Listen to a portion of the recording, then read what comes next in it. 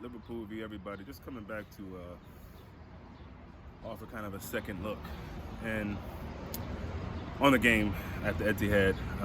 Obviously, of course, if you're here, you know Liverpool 2, City 2, and on second look, the opinions that I had shortly after the game, which a lot of times could be heavily filled with a sort of emotion, disappointment, happiness, whatever. In this case, sort of somewhere in between, but the same feelings are there. In fact, I saw things that made me feel even more disappointed with particular players. I think it's good to start with the defense.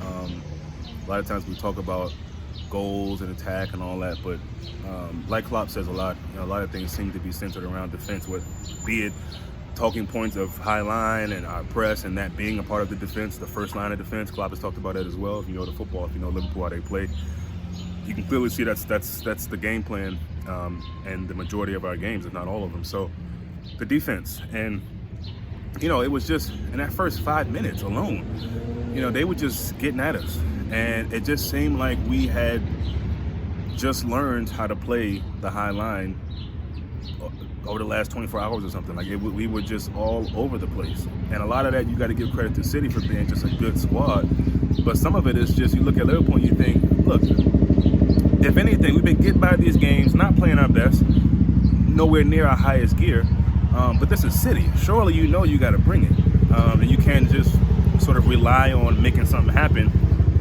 at the last minute. So, as disappointing as it was watching the game live, it just took me back to that disappointment, because it's just shocking. It's shocking to see how they were able to get at us. And, individually, there's no one in that back four to me.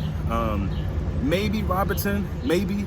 But there's no one really that could hang their head in this after that game, throughout the game. Obviously in the second half as a team, we improved, but let's not let the goal we get, the quick goal we get in the second half, which we needed, which was good, paper over the cracks of throughout that game, we just weren't that great. We were better in the second half, but as I said after the game, it didn't take much to be better than what we saw in that first half. I mean, even if we went slightly up, that would have been an improvement, because we were just that poor in the first half, even though we got the goal. And I think we were fortunate to go into halftime only down 2-1 and still in the game. That could have easily been 3-1, it felt like. I know the Oasis dude is on social media talking about it should have been 10-2 or something like that when they only had 5 shots on target. It felt like it was more than that, but you watch the game back, yeah, it's just that. But, individually, Van Dijk, the way we were he was clearing the ball, and sometimes, like I said before, like just taking the ball out. And again, you give credit to City, because I haven't seen them press like that. And I don't watch City on a regular basis unless they're playing a big team. But I didn't know they pressed like that. I know they have their own form of pressing style that is maybe somewhat similar to Liverpool, but they were able to do that, and they just rattled us. Let's just keep it real. Let's keep it 100. Let's keep it a stack. Let's keep it a buck. They rattled Liverpool in that first half. And it just seemed like we couldn't stop the bleeding, even when we got the goal, because you figure with Liverpool, you usually get a goal and that wakes you up, and it's like, all right, cool, game on. So when Jota gets that goal, you think that, but on the opposite side of both goals, you didn't really see a sense of urgency from Liverpool, not panic, but urgency to say, okay, let's go get this. You just didn't see that. And it wasn't for the lack of necessarily trying, particularly in that second half and getting chances and opportunities. Watching it back, I forgot some of the opportunities that we did have that we probably should have finished. But again, City had those as well. It's not a surprise necessarily that you see these teams having the same result both times. There's not much that separates these teams. I think since 2018-19, somebody put up a stat, maybe even before that, but I think 18-19, they've got 1 point more than us. It's like 300 and something. I forget the numbers, but it's like they have one number higher than us as far as points in the seasons from 18 to now. So, if not further back, but I think it's 18. So, it's just funny, and that was my prediction. That was my prediction, that it would be a stalemate. I said 2-2, and when you go in 2-1, you start to really feel like, look, if we can just pull us to a draw, because City looked that dominant, in my opinion, over us. But a lot of it was their domination, you can say, and they're a good team, but a lot of it was just, I don't want to say we allowed them to, but we just weren't at our game. You know, Trent gets the assist, beautiful assist, but this is what we talk about, and it's so laughable to see Liverpool fans on social media talking about how it's a myth or it's an overreaction to question Trent's defensive acumen. It's not. It isn't. It is not. You cannot question his attacking ability whatsoever. He's one of the best in the world, let alone the Premier League. But defensively, he's not the worst, but he's got moments where you feel like, God damn it, like just turn it on, you know? And these games are about fine margins. If his whereabouts, if he had his surroundings together, if he had his, if he was alert enough on that goal that Gabriel Jesus gets, we keep that out, I think. You know what I mean? And it's unfortunate, man, that we just didn't play at our highest level. But that leads me to say this. We didn't play at our highest level, and City still couldn't beat us. So, in a way, you could say the losers were us from the point of view of a lot of Reds fans think, you know, it's over now because it's City, they're not going to lose and they're not going to drop points. I don't know why you think that.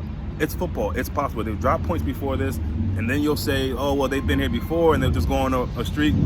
Which one is it, though? Because people are kind of making excuses for City not being as dominant as they could be if they had a number 9. But then you're saying because they've done this before, they'll do it again. But they don't have a number 9. So I don't know. So, but you know, and then there's the other thinking is that,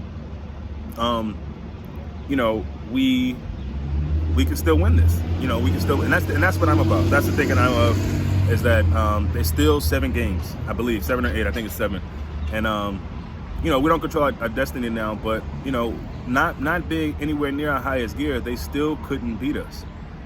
You know what I mean? And I think, you know, the other thought is, you know, City feel like, damn, we really lost an opportunity here. Yeah, it's 1 point. Yeah, we're still in the driver's seat, and yeah, for them maybe they feel like we can go on a win streak and just win all these games. We have an easier way to go than Liverpool do, but that's a big opportunity missed, I think, for City fans, you know, because they had their chances. The Riyad Mahrez one, the Sterling one, obviously before the one that got called back. Poor Sterling, he just can't, against Liverpool, he more times than not, he just can't get it right for whatever reason. But you know, look, I'm proud that we were able to come back twice, as Hendo said post-match right there on the pitch.